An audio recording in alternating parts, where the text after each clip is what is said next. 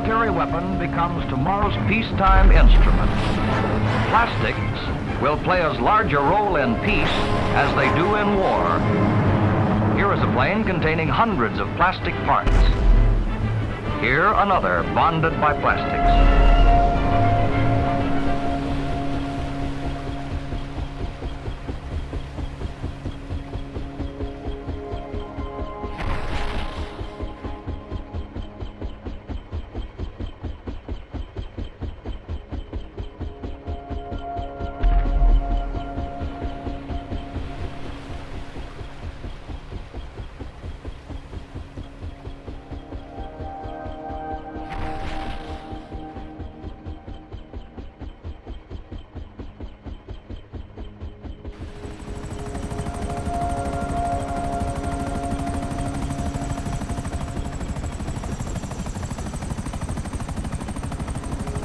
Plastic, plastic, plastic. What are plastics?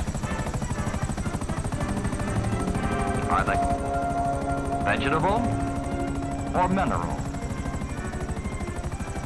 Would you look for them on land or under it? Perhaps they are in the sea. Are they extracted from the air as nitrogen was at Muscle Shoals, now part of the TVA?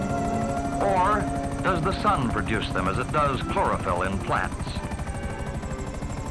Are they a gift of nature or an invention of man?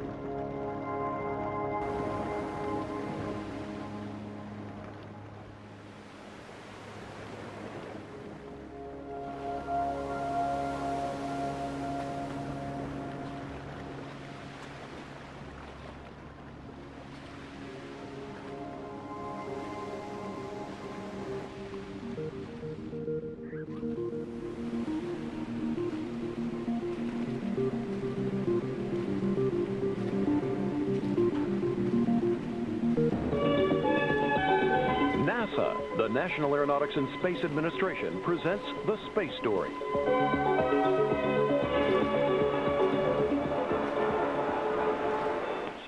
We have a mission to understand how we human beings are changing the Earth in its operation. So we know that over about the next human generation, people are going to be facing some extremely difficult decisions concerning the environment and how we as human beings are interacting with it. The question for us is, are we doing something to accelerate this process of change or to make it more dramatic? And if so, what? One immediate need for more data is how the burning of fossil fuels and the resulting release of carbon dioxide into our atmosphere will impact the climate. The issue is what will happen next. What sorts of things are going to happen? Are we going to have more violent storms? Will the forest shift and move north and south with a change in climate? Will there be compensating factors? Will the forest grow more rapidly and thus absorb more carbon dioxide? Will the sea level rise? While all of these have been raised as possibilities, so as we learn how to treat the environment well, we will inevitably have to learn how to treat each other well.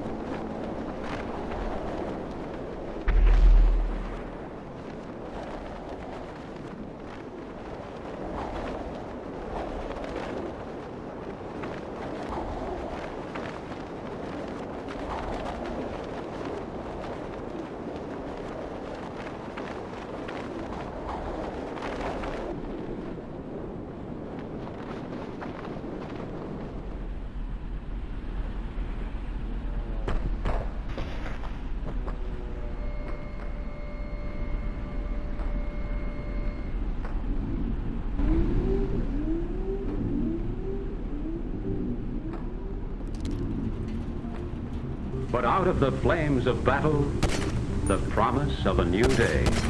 Plastics take their rightful place in a world at peace. A world dedicated to a richer, fuller life for all. Certainly there will be more lightweight accessories, more handsome trim and interior refinements in tomorrow's cars, trains, and planes. The future will bring plastic fabrics wondrously fine, yet resistant to wear, wrinkles, and stains, even the hazards of washing. Shoes more glamorous than Cinderella's.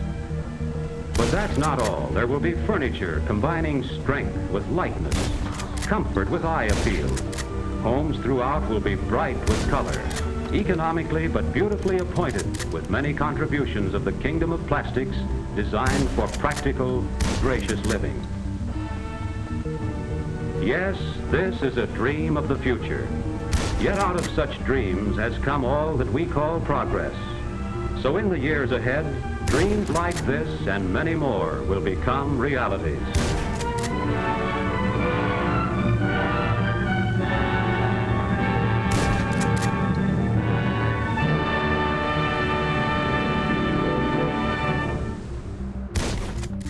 This is Casey Kasem with DJ Jazzy Jeff and the Fresh Prince rapping about pollution.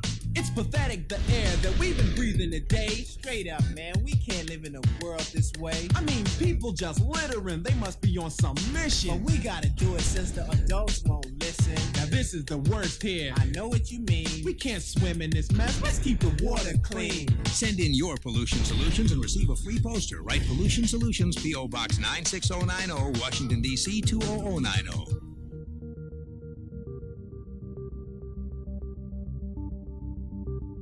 If it's beautiful, novel, and easy to open, man will buy it. He gives no thought to the degradability of the packaging around his favorite consumer product. This plastic container will be unrotted, unrusted, totally unaffected, perhaps 1,000,000 years from now. 60% of soft drinks are sold in no-return bottles. While such bottles are a convenience to consumers and to retailers alike, and a source of profit to the industry, their use increases the work and consequently the cost of refuse disposal and litter control.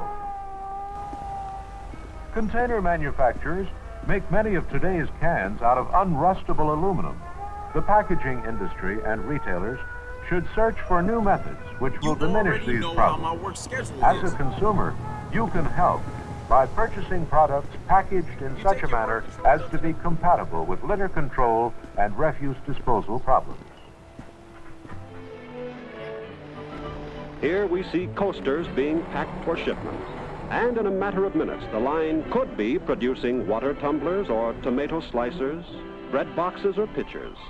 It's this rapid adaptability, together with the attractiveness, usefulness, and low cost of the plastic itself, that has made this industry one of the fastest growing in the nation's history.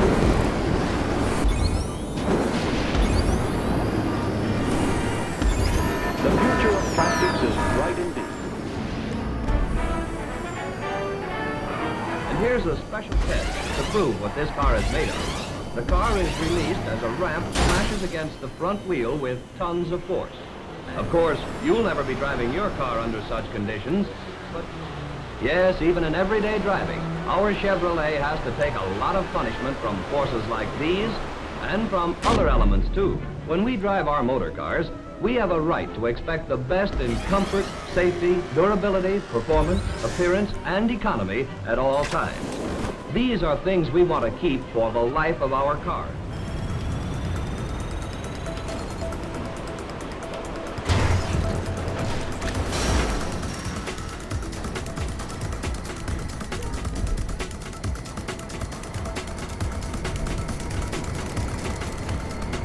A new concept in air transportation. The travail has been taken out of travel. Ladies and gentlemen, this is your captain speaking. We are now at cruising altitude, 35,000 feet. Our flying speed is 575 miles per hour. In addition, we're benefiting from a substantial tailwind by courtesy of the jet stream. Hence, our ground speed is now approximately 658 miles per hour. Indications are that our arrival at London Airport may be ahead of schedule.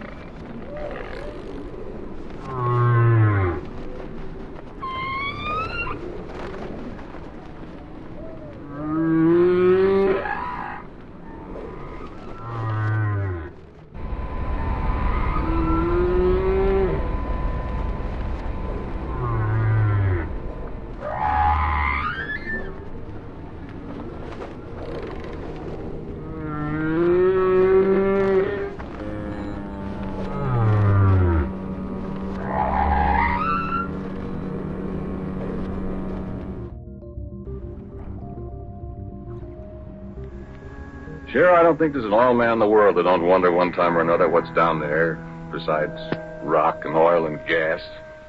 Oil that's made out of trees that died 20 million years ago.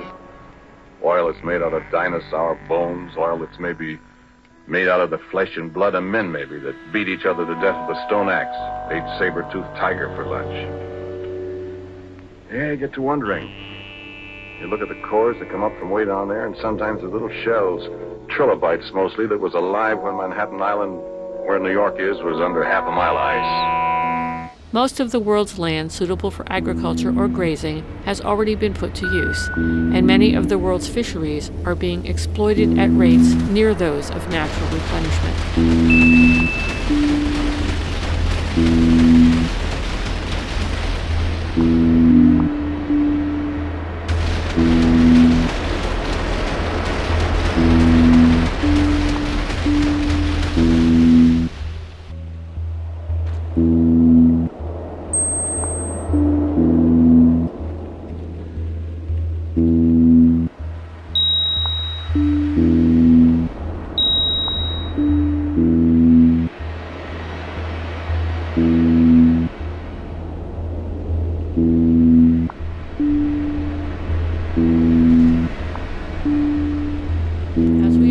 Full utilization of the water, land, and air which supply our food and receive our wastes, we are becoming increasingly dependent on the stability of the present, seemingly normal climate.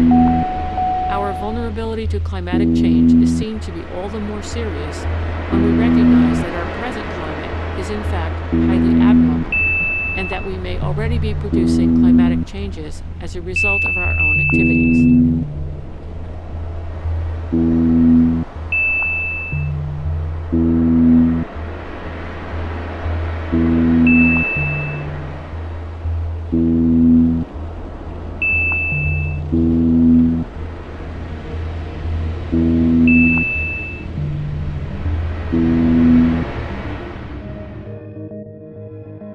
December 1964. The place, 1,000 feet beneath the surface of the sea off San Clemente Island.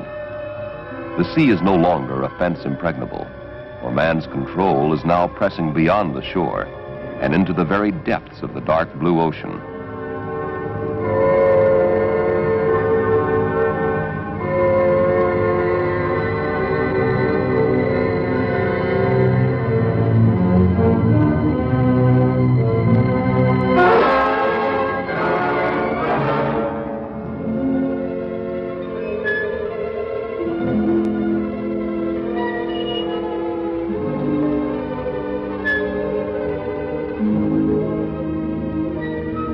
The civilian and military implications of this nation's deep ocean research are far-reaching. Once we understand the problems of inner space, the magnificent resources of the oceanic world will become available to mankind, and a flexibility and power not now adequately possessed by any navy in the world will be realized. But before this can become a reality, we must develop the tools and techniques man will need to live and work in the deep ocean environment.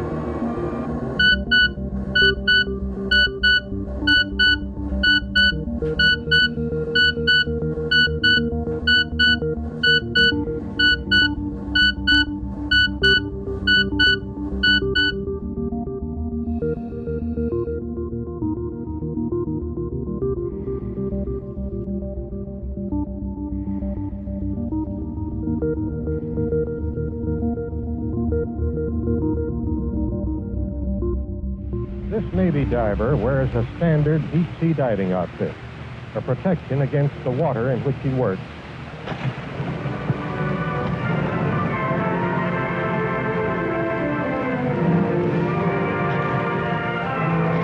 Inhabited by strange, weird creatures like this great sea anemone.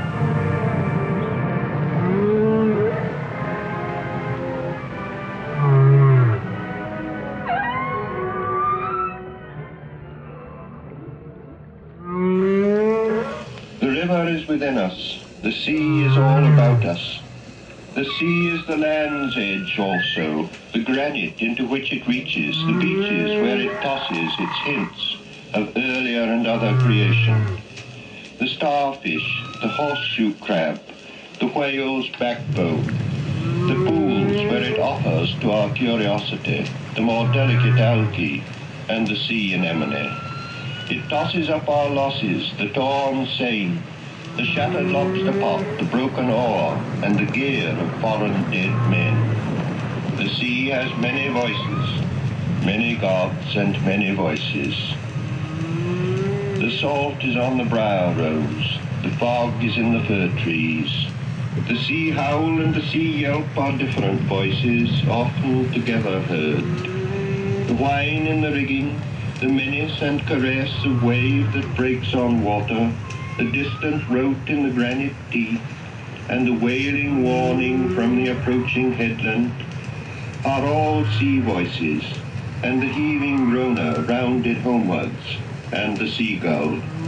And under the oppression of the silent fog, the tolling bell measures time, not our time, rung by the unhurried groundswell, a time older than the time of chronometers, older than time counted by anxious, worried women, lying awake, calculating the future, trying to unweave, unwind, unravel, and piece together the past and the future, between midnight and dawn, when the past is all deception, the future futureless, before the morning watch, when time stops and time is never ending, and the groundswell that is and was from the beginning clangs the bell.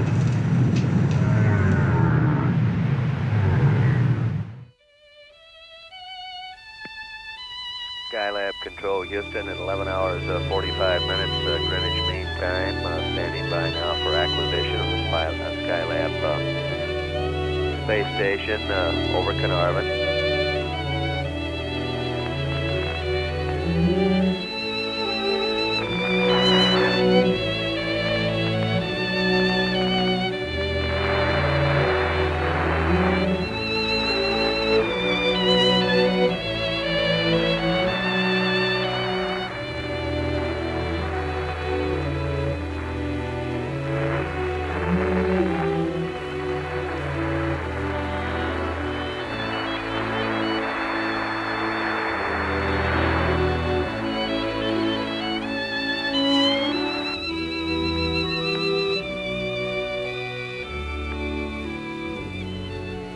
A study that's taking place under the auspices of the United Nations Food and Agriculture Organization, and this will be to study both crop and forest inventories, and also to study insect and disease damage to plant life using the multispectral photographic equipment.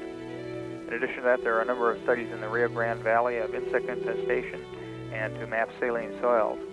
So there are 25 altogether, and this is our first Earth Resources Pass taking place this afternoon. This is Skylab Control at 11 hours, 24 minutes, and 18 seconds after the hour.